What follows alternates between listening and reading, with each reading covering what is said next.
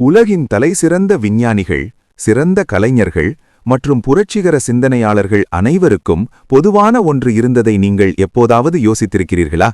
அது Nikola Tesla, Steve jobs, சுவாமி விவேகானந்தர் அல்லது Isaac Newton என யாராக இருந்தாலும் அவர்கள் அனைவரும் தங்கள் வாழ்க்கையில் ஒரு குறிப்பிட்ட நேரத்தில் ஒரு குறிப்பிட்ட சக்தியை பயன்படுத்திக் கொண்டனர். இன்றைய உலகம் பெரும்பாலும் தவறாக புரிந்து கொள்ளும் ஆற்றலை அவர்கள் புரிந்து கொண்டார்கள். இன்று நம் சமூகத்தில் தடை செய்யப்பட்டதாக கருதப்படும் ஒரு தலைப்பை பற்றி நாம் அமைதியாகவோ அல்லது மூடிய அறைகளில் நகைச்சுவையாகவோ பேசும் ஒன்றை பற்றி பேசப்போகிறோம். அதுதான் காமம். நவீன உலகம் பாலியலாற்றல் என்று அழைக்கிறது. குழந்தை பருவத்திலிருந்தே காமம் என்பது ஒரு கோளாறு, ஒரு அழுக்கு, நாம் தவிர்க்க வேண்டிய பாவம் என்று கேள்விப்பட்டிருக்கிறோம். அது நம்மை கடவுளிலிருந்து விலக்குகிறது என்று நமக்கு கற்பிக்கப்படுகிறது. இது போன்ற எண்ணங்களை நாம் வளர்த்து கொண்டால் நாம் நரகத்திற்கு செல்வோம் என்று அச்சுறுத்தப்படுகிறது. ஆனால் இது உண்மையா? அது ஒரு பாவம் என்றால் நாம் அனைவரும் ஏன் இந்த ஆற்றலிலிருந்து பிறந்தோம்? அது அழுக்கு என்றால் இயற்கை ஏன் அதை நம் டிஎன்ஏவில் ஆழமாக மறைத்துள்ளது? கடவுள் நம்மை படைத்திருந்தால் அவர் ஏன் இந்த நெருப்பை நமக்குள் பற்ற வைத்தார்? உண்மை என்னவென்றால் காமம் என்று நாம் அழைப்பது பிரபஞ்சத்தில் மிகவும் சக்தி வாய்ந்த ஆற்றல். அது ஒரு புதிய வாழ்க்கையை பிறப்பிக்கக்கூடிய அதே ஆற்றல். ஒரு கணம் நின்று சிந்தியுங்கள். ஒரு புதிய உணர்வு, ஒரு புதிய உடல், ஒரு புதிய மனம், ஒரு புதிய இதயம் மற்றும் ஒரு புதிய எதிர்காலத்தை உருவாக்கும் சக்தி இருந்தால் அந்த ஆற்றல் எவ்வளவு சக்தி வாய்ந்ததாக இருக்கும்? அந்த ஆற்றல் ஒரு அணுகுண்டை விட சக்தி வாய்ந்தது. ஏனெனில் ஒரு குண்டு அழிக்க மட்டுமே முடியும், ஆனால் இந்த ஆற்றல் உருவாக்க முடியும். அந்த ஆற்றல் இனப்பெருக்கத்திற்காக மட்டுமே பயன்படுத்தப்படாமல் உங்களுள் செலுத்தப்பட்டால் அது உங்கள் சொந்த உடலுக்கும் மனதுக்கும் என்ன செய்ய முடியும்? இன்று அகண்டதாராவில் ஆயிரக்கணக்கான ஆண்டுகளாக யோகிகள் அறிந்திருக்கும், ஆனால் நவீன உலகம் மறந்துவிட்ட காமத்தின் இரகசிய அறிவியலை நாம் புரிந்து கொள்வோம். இன்று நீங்கள் ஒவ்வொரு நாளும் வீணடிக்கும் இந்த மூல ஆற்றல் உண்மையில் உங்கள் உடலின் தங்கம் என்பதை நீங்கள் அறிந்து கொள்வீர்கள். இது உங்களை ஒரு மேதையாக மாற்றக்கூடிய எரிபொருள். இது உங்களை நோயிலிருந்து பாதுகாத்து கடவுளிடம் நெருங்கி வர செய்யும்.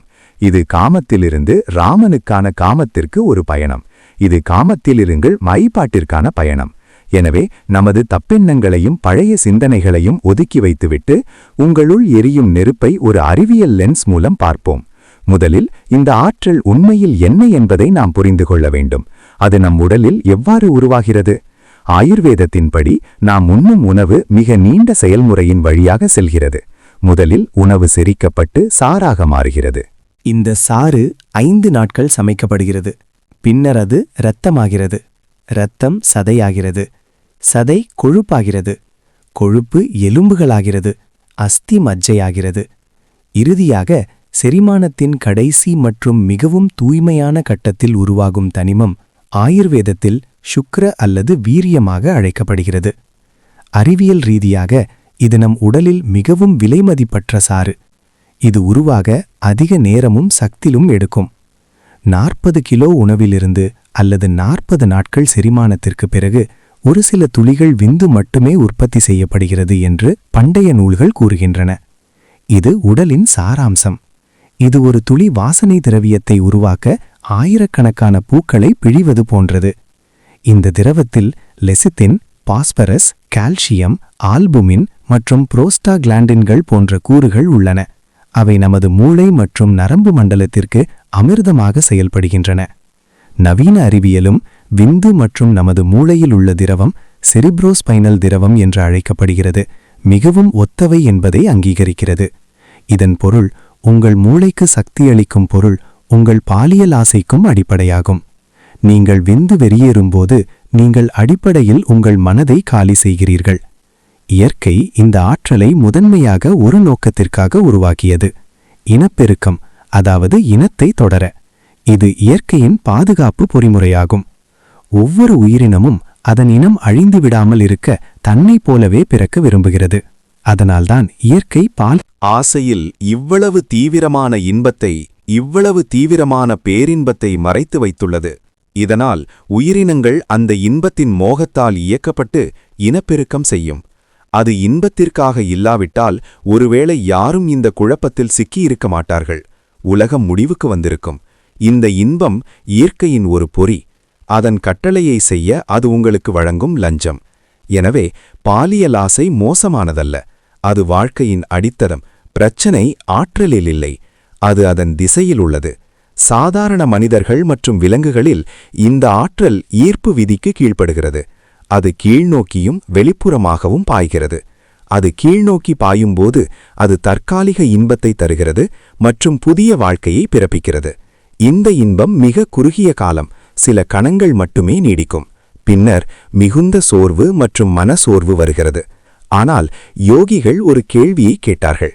இந்த ஓட்டத்தை மாற்றி அமைக்க முடியுமா? ஈர்ப்பு விசையை ஏமாற்ற முடியுமா? இந்த நதியை நாம் தலைகீழாக பாய செய்ய முடியுமா? நம் உடலில் ஒரு லிஃப்ட் கீழிருந்து மேல் நோக்கிச் செல்லும் படிக்கட்டு இருப்பதை கண்டுபிடித்தார்கள். அதுதான் நமது முதுகெலும்பு. முதுகெலும்பின் மிக குறைந்த பகுதியில் இது மூலாதார சக்கரம் என்று அழைக்கப்படுகிறது. பாலியல் சக்தி செயலற்ற நிலையில் உள்ளது. அது ஒரு பாம்பை போல சுருண்டு கிடக்கிறது. அதனால்தான் இது குண்டலினி என்று அழைக்கப்படுகிறது.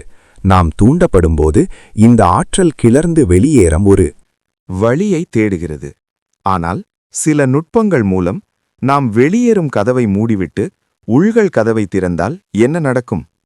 பின்னர் திரவ விந்தணுவாக இருந்த இந்த ஆற்றல் நுட்பமான மின்சாரமாக மாறுகிறது. அது உயிர் மின்சக்தியாக மாறி முதுகெலும்புகளுக்கிடையே உள்ள சுஷும்னா நாடி சேனல் வழியாக மேலே செல்ல தொடங்குகிறது. இந்த செயல்முறை யோகாவில் ஊர்த்வா ரேதா என்று அழைக்கப்படுகிறது. ஊர்த்வா என்றால் மேல் நோக்கி, ரேதஸ் என்ற விந்து ஆற்று மேல் நோக்கி பாய தொடங்கிய நபர். இந்த சக்தி வாய்ந்த ஆற்றல் உயர்ந்து நம் மூளையை அடையும் போது ஒரு அதிசயம் நிகழ்கிறது. பொதுவாக செயலற்ற நிலையில் இருக்கும் அல்லது மிக குறைந்த திறனில் செயல்படும் நமது மூளை செல்கள், நமது நியூரான்கள் திடீரென்று உயர் மின்னழுத்த எரிபொருளை பெறுகின்றன. கீழ் மையத்தில் ஒரு குழந்தையை மட்டுமே உருவாக்கக்கூடிய விந்து மேல் மையத்தை அடைந்து ஒரு சிறந்த யோசனை, ஒரு சிறந்த கலைப்படைப்பு அல்லது ஒரு சிறந்த கண்டுபிடிப்பை உருவாக்குகிறது. இதைத்தான் நாம் ஓஜஸ் என்று அழைக்கிறோம். ஓஜஸ் என்றால் என்ன? ஒரு பிரம்மச்சாரி அல்லது யோகியின் முகத்தில் தோன்றும் தெய்வீக ஒளி ஓஜஸ். அது ஒரு கிரீம் அல்லது பவுடரின் ஒளி அல்ல. அது இனி வீணாகாமல் உடலை உள்ளிருந்து ஒளிரச் செய்யும் ஆற்றலின் ஒளி. அது உங்கள் பேச்சுக்கு எடையை கொடுக்கும் சக்தி. ஓஜஸ் உள்ள ஒருவருக்கு ஒரு மயக்கும் குணம் உள்ளது. அவர்கள் மென்மையாக பேசினாலும் உலகம் கேட்கிறது. அவர்களின் கண்களில் ஒரு ஆழம் இருக்கிறது. அது மக்களை மூழ்கடிக்க தூண்டுகிறது. அவர்களின் மனம் லேசர் கூர்மையானது. அவர்களின் நினைவாற்றல் புகைமயமாகிறது. அவர்களின் நோய் எதிர்ப்பு சக்தி மிகவும் வலிமையானது. நோய்கள் அவர்களை தொட முடியாது. ஏனென்றால் அவர்கள் தங்கள் உடலின் தங்கத்தை சாக்கடையில் வீசுவதை நிறுத்திவிட்டு அதை தங்கள் பெட்டகத்தில் சேமிக்கத் தொடங்கிவிட்டனர். ஆனால் இன்றைய உலகில் என்ன நடக்கிறது? காமம் எல்லா இடங்களிலும் விற்கப்படும் ஒரு சமூகத்தில் நாம் வாழ்கிறோம். எல்லா இடங்களிலும் நாம் தூண்டப்படுகிறோம். நமது தொலைபேசிகளில், டிவியில், விளம்பரங்களில், திரைப்படங்களில். உங்கள் பலவீனத்திலிருந்து லாபம் ஈட்டும் ஒரு பெரிய சந்தை உள்ளது. விளைவு என்ன? நமது இளம் தலைமுறை இந்த விலைமதிப்பற்ற ஆற்றலை, இந்த ஓஜஸை ஒவ்வொரு நாளும் ஒவ்வொரு இரவும் வீணாக்குகிறது. நாம் அதை வெறும் விடுதலையாகவே பார்க்கிறோம். அழுத்தம் அதிகரித்து விட்டதாக நினைக்கிறோம். அதை விடுவித்தால் நாம் நிம்மதியாக உணர்வோம். இது தளர்வு அல்ல, இது வடிகால். ஆனால் நம் வாழ்நாள் முழுவதும் சம்பாதிக்கும் அந்த குறுகிய நேர ஓய்வெடுப்பிற்கான விலையை நாம் செலுத்துகிறோம் என்பதை நாம் காண தவறிவிடுகிறோம். இந்த சக்தியை உங்கள் உடலிலிருந்து வெளியேற்றும் போது நீங்கள் ஒரு திரவத்தை மட்டும் இழக்கவில்லை, உங்கள் உயிர் சக்தியை, உங்கள் ஆன்மாவை இழக்கிறீர்கள். உடலுறவுக்கு பிறகு உடல் எவ்வளவு சோர்வடைகிறது என்பதை நீங்கள் எப்போதாவது கவனித்திருக்கிறீர்களா? ஒரு விசித்திரமான சோகம் அல்லது வெறுமை உங்கள் மனதில் ஊர்ந்து செல்கிறது. பிரெஞ்சு மொழியில் இது சிறிய மரணம் என்று பொருள்படும் லா பெட்டி மாட் என்று அழைக்கப்படுகிறது. ஏனென்றால் உடல் அதன் மிக விலையுயர்ந்த புதையலை வீணடித்து விட்டது. அந்த புதையலை மீண்டும் கட்டி எழுப்ப உடல் வாரக்கணக்கில் கடினமாக உழைக்க வேண்டியிருக்கும். உடல் இரத்தம், சதை மற்றும் மஜ்ஜையை மீண்டும் பிழிந்தெடுக்க வேண்டும். அது உருவாகுவதற்கு முன்பே நீங்கள் அதை வடிகட்டினால் உடல் மற்ற உறுப்புகளிலிருந்து, எலும்புகள், நரம்புகள் மற்றும் மூளையிலிருந்து சக்தியை பெறத் தொடங்கும். இதனால்தான் இன்றைய இளைஞர்கள் இவ்வளவு இளம் வயதிலேயே முதுகுவலி, நினைவாற்றல் குறைபாடு, மனச்சோர்வு, பதட்டம், முழங்கால் வலி மற்றும் தன்னம்பிக்கை இல்லாமை போன்றவற்றால் பாதிக்கப்படுகின்றனர். அவர்களின் முகத்தில் அந்த பிரகாசம் இல்லை. அந்த பிரகாசம் போய்விட்டது. எரிபொருள் தொட்டி காலியாக இருப்பதால் அவர்களின் கண்கள் மங்கிவிட்டன. பெட்ரோல் இல்லாமல் வாகனம் ஓட்ட முயற்சிக்கிறார்கள். அவர்கள் அணைந்த விளக்கு போன்றவர்கள். பாலியல் ஆசையும் படைப்பாற்றலும் ஒரே நாணயத்தின் இரண்டு பக்கங்கள் என்று உளவியல் கூறுகிறது. நெப்போலியன் ஹில் தனது புகழ்பெற்ற புத்தகமான திங்க் அண்ட் க்ரோ ரிச் இல் பாலியல் மாற்றத்திற்கு ஒரு முழு அத்தியாயத்தையும் அர்ப்பணித்தார். அவர் நூற்றுக்கணக்கான வெற்றிகரமான மக்களை நேர்காணல் செய்தார், மேலும் அவர்களின் பாலியல் ஆற்றலை கட்டுப்படுத்தி அதை தங்கள் இலக்குகளை நோக்கி செலுத்துபவர்கள், வரலாற்றை உருவாக்குபவர்கள் என்பதை கண்டறிந்தார். ஒரு சிறந்த விளையாட்டு வீரர், குத்துச்சண்டை வீரரை பார்க்கும்போது ஒரு பெரிய போட்டிக்கு முன்பு வாரங்களுக்கு அவர்கள் பிரம்மச்சரியத்தை கடைபிடிப்பதை நீங்கள் கவனிப்பீர்கள். ஏனென்றால் அவர்கள் அந்த ஆற்றலை வெளியிட்டால் வெற்றிக்கு தேவையான ஆக்கிரமிப்பு, கொலையாளி உள்ளுணர்வு இனி இருக்காது என்பதை அவர்கள் அறிவார்கள். ஸ்டீவ் ஜாப்ஸ் மற்றும் மைக் டைசன் போன்றவர்கள் தங்கள் போராட்ட நாட்களில் பிரம்மச்சரியத்தை கடைபிடித்தனர். இதனால் அவர்கள் அந்த ஆக்ரோஷமான ஆற்றலை தங்கள் வேலையில் செலுத்த முடியும். உங்கள் பாலியல் ஆசையை நீங்கள் அடக்குவதற்கு பதிலாக மாற்றும்போது அந்த ஆற்றல் உங்கள் வேலை, கலை, உங்கள் வணிகத்தில் பாய்கிறது. நீங்கள் சோர்வடைய மாட்டீர்கள். மற்றவர்கள் பைத்தியத்தனமாக காணும் ஒரு ஆர்வத்தை நீங்கள் வளர்த்துக் கொள்கிறீர்கள். உங்களிடம் காப்பு சக்தி இருப்பதால் நீங்கள் இரவு முழுவதும் வேலை செய்யலாம். ஆனால் இங்கு மிகுந்த எச்சரிக்கை தேவை. இங்குதான் மக்கள் தவறு செய்கிறார்கள். அடக்குதல் எதிராக மாற்றம். பிரம்மச்சரியம் என்பது பாலியல் ஆசையை அடக்குவதை குறிக்காது. நமது சமூகம் பற்றி சிந்திப்பது ஒரு பாவம் என்று கற்பிக்கிறது. அதை உங்கள் மனதிலிருந்து அகற்றவும். ஒரு அறையில் உங்களை பூட்டிக் கொள்ளுங்கள். ஆனால் நவீன உளவியல் மற்றும் யோகா இரண்டும் கூறுகின்றன, நீங்கள் எதையாவது எவ்வளவு அதிகமாக அடக்குகிறீர்களோ அவ்வளவு சக்தி வாய்ந்ததாக அது எழும்பும். நீங்கள் வசந்தத்தை எவ்வளவு அதிகமாக அழுத்துகிறீர்களோ அவ்வளவு அதிகமாக அது குதிக்கும். உங்கள் மனதை அடக்கினால் அந்த சக்தி உள்ளே புரையோடிவிடும். அது விரக்தியாக மாறும். அது கோபமாகவோ, வன்முறையாகவோ அல்லது மனநோயாகவோ கூட மாறும். தங்களை பிரம்மச்சரியத்திற்கு கட்டாயப்படுத்த முயற்சிக்கும் பலர் எரிச்சலூட்டும் மற்றும் முன்கோபம் கொண்டவர்களாக மாறுகிறார்கள். அவர்கள் மற்றவர்களை வெறுக்கத் தொடங்குகிறார்கள். ஏனென்றால் அவர்கள் ஒரு பெரிய ஆற்றல் தேக்கத்தை குவித்துள்ளனர். ஒரு அணை உருவாகியுள்ளது, ஆனால் அதை வெளியிடுவதற்கான நுட்பம் அவர்களுக்கு தெரியாது. இது ஒரு பிரஷர் குக்கரின் விசிலை அணைத்துவிட்டு கீழே இருந்து நெருப்பை தொடர்ந்து எரிப்பது போன்றது. குக்கர் வெடிக்கும். நாம் விசிலை அணைக்க வேண்டியதில்லை. இயந்திரத்தை இயக்க அந்த நீராவியை பயன்படுத்த வேண்டும். அணையை உடைக்க வேண்டியதில்லை. அதை வயல்களுக்குள் செலுத்த வேண்டும். எனவே கேள்வி என்னவென்றால், இந்த சக்தியை எவ்வாறு வெளியிடுவது? அதை ஓஜாக்களாக மாற்றுவது எப்படி? நடைமுறை நுட்பங்கள் என்ன? யோகா இதற்கு மிகவும் துல்லியமான அறிவியலை கொண்டுள்ளது. முதல் மற்றும் மிக முக்கியமான நுட்பம் முதுகெலும்பை நேராக வைத்திருப்பது. முந்தைய வீடியோவில் நாம் விவாதித்தபடி முதுகெலும்பு என்பது ஆற்றல் மேல்நோக்கி பாயும் குழாயாகும். குழாய் வளைந்திருந்தால் தண்ணீர் மேல்நோக்கி பாயாது. நாம் பெரும்பாலும் சோஃபாவில் குனிந்து உட்காருகிறோம் அல்லது படுக்கையில் சாய்ந்து படுத்துக் கொள்கிறோம். நீங்கள் குனிந்து உட்காரும்போது உங்கள் கீழ்வயிற்றில் அழுத்தம் கொடுக்கப்படுகிறது. மேலும் பாலியல் சக்தி மூலாதார சக்கரத்தில் சிக்கிக்கொள்கிறது. அங்கு அது வெப்பத்தை உருவாக்கி காமத்தின் வடிவத்தில் உங்களை தொந்தரவு செய்கிறது. ஆனால் நீங்கள் உங்கள் முதுகெலும்பை நேராக்கி உங்கள் மார்பை நீட்டி உங்கள் கழுத்தை நேராக்கியவுடன் சேனல் திறக்கிறது. மேலும் ஆற்றல் இயற்கையாகவே மேல் நோக்கி பாய்கிறது. நீங்கள் நிமிர்ந்து அமர்ந்தவுடன் காம எண்ணங்கள் குறையத் தொடங்குவதை நீங்கள் கவனிப்பீர்கள். மற்றொரு நுட்பம் சுவாசத்தின் அறிவியல். காமமும் சுவாசமும் ஆழமாக இணைக்கப்பட்டுள்ளன. காம எண்ணங்களால் நீங்கள் நுகரப்படும்போது உங்கள் சுவாசம் எப்படி உணர்கிறது என்பதை நீங்கள் எப்போதாவது கவனித்திருக்கிறீர்களா? வேகமாகவும் ஆழமற்றதாகவும் ஒழுங்கற்றதாகவும் மாறும். நீங்கள் அமைதியாக இருக்கும்போது உங்கள் சுவாசம் ஆழமாகவும் மெதுவாகவும் மாறும். உங்கள் சுவாசத்தை மாற்றினால் உங்கள் ஆற்றலை மாற்ற முடியும் என்று யோகிகள் கூறுகிறார்கள். பாலியல் சக்தி உங்களை முந்தி செல்வதை நீங்கள் உணரும்போதெல்லாம் உங்கள் சுவாசத்தை ஆழப்படுத்துங்கள். மகாபந்தா அல்லது மூலபந்தா என்று அழைக்கப்படும் ஒரு குறிப்பிட்ட பிராணயாமம் உள்ளது. இதிலே உடலின் கீழ்ப்பகுதி, அதாவது ஆசனவாய், சுருங்கி மேல் நோக்கி இழுக்கப்படுகிறது. இது ஒரு உடல் பூட்டு. இது ஆற்றல் கீழ்நோக்கி பாய்வதை தடுத்து மேல் நோக்கி தள்ளுகிறது. இது ஒரு ஹைட்ராலிக் பம்ப் போல செயல்படுகிறது. குதிரை அதன் ஆற்றலை கட்டுப்படுத்துவது போல இது அஸ்வினி முத்ரா என்றும் அழைக்கப்படுகிறது. நீங்கள் இந்த முத்திரையை பயிற்சி செய்யும்போது விந்து இயக்கம் மேல் நோக்கி செல்கிறது. மூன்றாவது ரகசியம் குளிர்ந்த நீர். யோகிகள் எப்போதும் குளிர்ந்த குளியல் எடுப்பார்கள். ஏனெனில் குளிர்ந்த நீர் உங்கள் நரம்பு மண்டலத்திற்கு அதிர்ச்சியை அளிக்கிறது. இது உங்கள் உடல் வெப்பத்தை குளிர்விக்கிறது.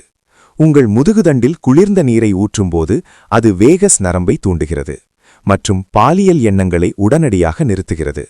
இது ஹைட்ரோதெரப்பி என்று அழைக்கப்படுகிறது. சூடான குளியல் நிதானமாக இருக்கலாம், ஆனால் அவை உடலில் வெப்பத்தை உருவாக்குவதால் பாலியல் ஆசையையும் அதிகரிக்கும். நீங்கள் பிரம்மச்சரியத்தை பயிற்சி செய்ய விரும்பினால் குளிர்ந்த நீரை உங்கள் நண்பராக்குங்கள். நான்காவது ரகசியம் உணவு மற்றும் எண்ணங்களின் நிறுவனம். நம் மனம் நாம் உண்ணும் உணவால் வடிவமைக்கப்படுகிறது. ஆனால் நமது ஆற்றல் நாம் பார்ப்பதும் கேட்பதும் மூலம் வடிவமைக்கப்படுகிறது. இப்போதெல்லாம் நம் கண்கள் மற்றும் காதுகள் மூலம் சிற்றின்ப உள்ளடக்கத்தை உட்கொள்கிறோம். சமூக ஊடகங்கள், வலைத்தொடர்கள் மற்றும் ரீல்கள் டோபமைன் வளையத்தை உருவாக்குகின்றன. அது நம்மை அடிமையாக்குகிறது. டோபமைன் என்பது உங்களை மேலும் மேலும் விரும்ப சொல்லும் வேதிப்பொருள். பிரம்மச்சரியத்தை கடைபிடிப்பவர்கள் தங்கள் உள்ளீட்டை மாற்றுவது அவசியம். நீங்கள் நாள் முழுவதும் கழிவுகளை உட்கொண்டால் அதிலிருந்து ஓஜஸை உருவாக்க முடியாது. நீங்கள் சாத்வீக உணவை, புதிய பழங்கள், காய்கறிகள் மற்றும் பால் சாப்பிடும்போது உடலில் உற்பத்தி செய்யப்படும் விந்து வேறுபட்ட குணத்தை கொண்டுள்ளது. இது இயற்கையில் குளிர்ச்சியானது. இது உற்சாகத்தை தூண்டாது. இது நிலைத்தன்மையை உருவாக்குகிறது. இருப்பினும் நீங்கள் அதிகப்படியான மிளகாய், மசாலா, இறைச்சி, பூண்டு மற்றும் வெங்காயம் போன்ற ராஜசிக் மற்றும் தாமசிக் உணவை சாப்பிட்டால் இவை உடலில் வெப்பத்தை உருவாக்குகின்றன என்று ஆயுர்வேதம் கூறுகிறது. பூண்டு மற்றும் வெங்காயம் பாலுணர்வை தூண்டும் மருந்துகளாக கருதப்படுகின்றன. அதனால்தான் துறவிகள் மற்றும் முனிவர்கள் அவற்றை தவிர்க்கிறார்கள். இந்த உணவு விந்துவை நீர்த்துப் போக செய்து மனதை அமைதியற்றதாக்குகிறது. இப்போது மிகவும் ஆழமான ஆன்மீக உண்மைக்கு வருவோம். சிவன் மற்றும் சக்தியின் ஒன்றியம். நமது உடலின் இடது பக்கம் சக்தியை குறிக்கிறது, பெண். வலது பக்கம் சிவனை குறிக்கிறது, ஆணை. காமம் என்பது அடிப்படையில் இந்த இரண்டு துருவங்களின் ஒன்றியத்திற்கான இயக்கமாகும். ஒரு ஆண் ஒரு பெண்ணை விரும்பும்போது அவன் உண்மையில் தனது சொந்த இழந்த பெண் சக்தியை தேடுகிறான். பெண் அவளுடைய ஆண்மை சக்தியை தேடுகிறாள். இந்த வெளிப்புற ஒன்றியம் தற்காலிக இன்பத்தை அளிக்கிறது. ஆனால் ஒரு யோகி சிவனையும் சக்தியையும் உள்ளே ஒன்றிணைக்கிறான். குண்டலினி சக்தியான சக்தி எழுந்து சகசிராரத்தில் அமர்ந்திருக்கும் சிவனை சந்திக்கும்போது உச்சபட்ச பேரின்பம் ஏற்படுகிறது. அந்த பேரின்பத்துடன் ஒப்பிடும்போது உடல் ஒன்றியத்தின் இன்பம் மங்கிவிடும். அந்த பேரின்பத்தை பிரம்மானந்தம் என்று துறவிகள் அழைத்துள்ளனர். இது ஒருபோதும் குறையாத போதை. ஒருவர் இந்த உள் பேரின்பத்தை அனுபவிக்கத் தொடங்கும்போது வெளிப்புற இன்பங்களில் அவர்களின் ஆர்வம் தானாகவே மறைந்துவிடும். அவர்கள் இனி எதையும் அடக்க வேண்டியதில்லை. விஷயங்கள் தாங்களாகவே வெளியிடப்படுகின்றன. ஒரு குழந்தை வைரத்தை கண்டுபிடித்த கூழாங்கல்லை தானாக தூக்கி எறிவது போல அவர்களுக்கு சொல்ல தேவையில்லை. பிரம்மச்சரியம் ஒரு தியாகம் அல்ல. பிரம்மச்சரியம் ஒரு தியாகம் அல்ல. பிரம்மச்சரியம் இல்லாத ஒருவர் தனது வாழ்நாள் முழுவதும் தியாகம் செய்துவிட்டதாக மக்கள் நினைக்கிறார்கள். அவன் இன்பத்தை விட்டுவிட்டான். பாவம். இதுதான் மிகப்பெரிய தவறான புரிதல். ஒரு பிரம்மச்சாரி கனவில் கூட காண முடியாத இன்பத்தை கண்டுபிடித்து விட்டான். அவன் ஔடாங்கற்களுக்கு மேல் வைரங்களை தேர்ந்தெடுத்துள்ளான். உன்னை அடிமைப்படுத்தும் ஆற்றல் பிரம்மச்சாரி அதன் எஜமானன் ஆகிறான். ஒரு சாதாரண மனிதன் தன் ஆசைகளுக்கு அடிமை. ஒரு சிறிய பிம்பம், ஒரு சிறிய எண்ணம் அவனை அசைக்க முடியும். அவனது கடிவாளம் வேறு ஒருவரின் கைகளில் உள்ளது. ஆனால் தன் சக்தியை ஓஜஸாக மாற்றியவன் ஒரு பேரரசன். அவன் தன் சொந்த விருப்பத்தின் எஜமானன். இப்போது நீங்கள் கேட்பீர்கள், நாம் திருமணம் செய்து கொள்ள வேண்டாமா? குடும்ப வாழ்க்கை தவறா? நிச்சயமாக இல்லை. நம் துறவிகள் குடும்ப வாழ்க்கையை வாழ்க்கையின் மிக உயர்ந்த கட்டமாக கருதினர். ஆனால் பாலியல் ஆசையை பொழுதுபோக்குக்காக மட்டுமல்ல, இனப்பெருக்கம் மற்றும் அன்பிற்காகவும் பயன்படுத்த வேண்டும் என்று அவர்கள் கூறியுள்ளனர். ஒரு வீட்டுக்காரர் கூட தனது ஆற்றலை சேமிக்க முடியும். அவனும் நிதானத்துடன் ஓஜஸை உருவாக்க முடியும். இது கிரகஸ்த பிரம்மச்சாரியா என்று அழைக்கப்படுகிறது. தேவைக்கும் ஆடம்பரத்திற்கும் உள்ள வித்தியாசத்தை புரிந்துகொள்வதே விதி. இந்த ஆற்றலை மதிக்கத் தொடங்கும்போது இயற்கை உங்களுக்கு வெகுமதி அளிக்கிறது. பல நவீன அறிவியல் ஆய்வுகள் இப்போது விந்து தக்கவைப்பு ஆண்களில் டெஸ்டோஸ்டிரான் அளவை அதிகரிக்கிறது என்பதை நிரூபித்து வருகின்றன. 7 நாட்களுக்கு மட்டும் விந்துவை வைத்திருப்பது டெஸ்டோஸ்டிரானை 45% அதிகரிக்கும் என்று ஒரு ஆய்வில் கண்டறியப்பட்டுள்ளது. இந்த அதிகரித்த ஹார்மோன் உங்கள் தசைகளை வலுப்படுத்துகிறது, உங்கள் எலும்புகளை அடர்த்தியாக்குகிறது, ஆரோக்கியமான தாடி மற்றும் முடி வளர்ச்சியை ஊக்குவிக்கிறது மற்றும் உங்கள் குரலை ஆழப்படுத்துகிறது. இது எதிர்பாலினத்தை ஈர்க்கும் ரசாயனங்களான ஃபெரோமோன்களின் சுரப்பை அதிகரிக்கிறது. இது ஒரு முரண்பாடு. நீங்கள் காமத்தை தொடரும்போது உங்கள் கவர்ச்சியை இழக்கிறீர்கள். நீங்கள் முட்டாள்தனமாக தோன்றுகிறீர்கள். ஆனால் நீங்கள் காமத்தை அடக்கும்போது நீங்கள் ஒரு காண்டமாக மாறுகிறீர்கள். உலகம் உங்களிடம் ஈர்க்கப்படுகிறது. மக்கள் உங்கள் முன்னிலையில் நன்றாக உணர்கிறார்கள். எனவே இந்த பயணத்தை நீங்கள் எப்படி தொடங்குகிறீர்கள்? நாளை பிரம்மச்சரியத்தை முடிக்க உறுதியளிப்பது கடினமாக இருக்கலாம். ஏனென்றால் இந்த பல ஆண்டுகள் பழமையானது. மூளையின் நரம்பியல் பாதைகள் ஏற்கனவே உருவாகிவிட்டன. சிறிய தீர்மானங்களுடன் தொடங்குங்கள். 21 நாள் அல்லது 90 நாள் சவாலை எடுங்கள். உடலின் செல்களை முழுமையாக மாற்ற சுமார் 90 நாட்களாகும் என்று அறிவியல் கூறுகிறது. அடுத்த 90 நாட்களுக்கு நான் இந்த தங்க சக்தியை வீணாக்க மாட்டேன். நான் அதை என் மூளைக்குள் செலுத்துவேன். நான் எனக்கு ஒரு புதிய வாழ்க்கையை தருவேன் என்று உங்களை நீங்களே சொல்லிக் கொள்ளுங்கள். இந்த 90 நாட்களில் ஒவ்வொரு காலையிலும் உடற்பயிற்சி செய்யுங்கள். வியர்வை அவசியம். நீங்கள் உடல் ரீதியாக உடற்பயிற்சி செய்யும்போது அதிகப்படியான ஆற்றல் உங்கள் தசைகளில் உறிஞ்சப்பட்டு உங்களை தொந்தரவு செய்யாது. நீங்கள் உட்கார்ந்து ஆற்றலை சேமித்தால் அது உங்கள் மனதை வடிகட்டும். அதை சேனல் செய்வது அவசியம். ஒவ்வொரு நாளும் சிறிது நேரம் தியானம் செய்யுங்கள் அல்லது உங்கள் முதுகை நேராக வைத்து உட்காருங்கள். உங்கள் நாக்கை உங்கள் அன்னத்தில் அழுத்தி வைக்கவும். இது கச்சாரி முத்ரா என்று அழைக்கப்படுகிறது. இது ஆற்றல் சுற்றுகளையும் நிறைவு செய்கிறது. மிக முக்கியமாக உங்களுக்கான ஒரு நோக்கத்தை கண்டறியவும். ஒரு பெரிய நோக்கம் ஆற்றல் பாய திசை தேவை. நீங்கள் தண்ணீருக்கு ஒரு பாதையை வழங்கவில்லை என்றால் அது வெள்ளத்தில் மூழ்கும். உங்களுக்கு வாழ்க்கையில் ஒரு நோக்கம் இல்லை என்றால் எந்த ஆர்வமும் இல்லை. அந்த ஆற்றல் குவிந்து உங்களை தொந்தரவு செய்து இறுதியில் கீழ்நோக்கி பாயும். ஆனால் உங்களுக்கு ஒரு ஆர்வம் இருந்தால் அது வணிகமாக இருந்தாலும், படிப்பு, கலை, இசை அல்லது சமூக சேவையாக இருந்தாலும், இந்த பாலியல் ஆற்றல் தானாகவே அந்த ஆர்வமாக மாறும். பாலியல் ஆசை என்பது கச்சா எண்ணெய். உங்கள் வாழ்க்கையின் ராக்கெட்டை ஏவ நீங்கள் சுத்திகரிக்கக்கூடிய கச்சா எண்ணெய் இது. நீங்கள் வேலை செய்து சோர்வாக உணரும்போது இந்த சேமிக்கப்பட்ட ஆற்றலை நினைவில் கொள்ளுங்கள். அது உங்களை சோர்வடையாமல் தடுக்கும். இறுதியாக உங்களை நீங்களே குற்றம் சாட்டுவதை நிறுத்துங்கள். நீங்கள் ஒரு தவறு செய்திருந்தால், கடந்த காலத்தில் சக்தியை வீணடித்திருந்தால் குற்ற உணர்ச்சியில் வாழாதீர்கள். குற்ற உணர்வு மேலும் சக்தியை குறைக்கிறது. ஒவ்வொரு புதிய காலையும் ஒரு புதிய வாய்ப்பு. உடலுக்கு மீள்வதற்கான அற்புதமான திறன் உள்ளது. இன்று நீங்கள் தொடங்கினால் அடுத்த சில மாதங்களுக்குள் ஒரு மாற்றத்தை நீங்கள் உணர்வீர்கள். உங்கள் கண்கள் பிரகாசிக்கும். உங்கள் மனம் அமைதியடையும். விவரிக்க முடியாத மகிழ்ச்சி, பேரின்பத்தின் ஊற்று உங்களுக்குள் பொங்கி எழும். இது பிரம்மச்சரியத்தின் பரிசு. கண்ணாடியில் உங்களை நீங்களே அடையாளம் காண முடியாது. நினைவில் கொள்ளுங்கள், நீங்கள் ஒரு அணு உலை. நீங்கள் தூசியை தங்கமாக மாற்ற பிறந்தீர்கள். காமம் என்பது அழுக்கு, ஓஜஸ் என்பது தங்கம். செயல்முறை உங்கள் கைகளில் உள்ளது. அதை சாக்கடையில் ஊற்றி ஒரு தற்காலிக இன்பத்தை அனுபவித்து பின்னர் அழ விரும்புகிறீர்களா, அல்லது அதை உங்கள் மனதில் ஊற்றி நித்திய மகிழ்ச்சியையும் சக்தியையும் காண விரும்புகிறீர்களா? தேர்வு உங்களுடையது.